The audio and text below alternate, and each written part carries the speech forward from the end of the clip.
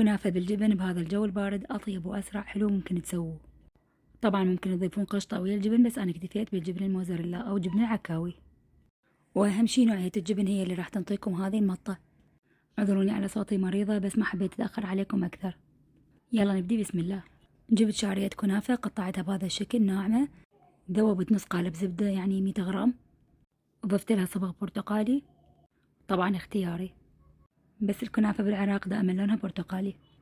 راح افركها كل زين الى ان تتشرب الزبدة كلها.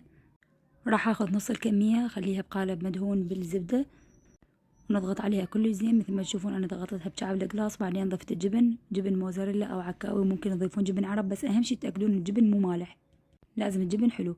خلينا الكمية الثانية من الشعرية ودخلتها فرن حار من جوا وبعدين من فوق. الشيرة راح تركلكم مقاديرها اسفل الفيديو، تلقون كل شي بالتفصيل. تطلع الكنافة مباشرة هي وحارة، نسقيها بالشيرة وزينتها بالفستق الحلبي وصارت جاهزة مثل ما تشوفون. ما شاء الله جبن مطاطي وشكلها كل شي شهي. وإذا عجبتكم الوصفة لا تنسون لايك والمتابعة، وبالعافية.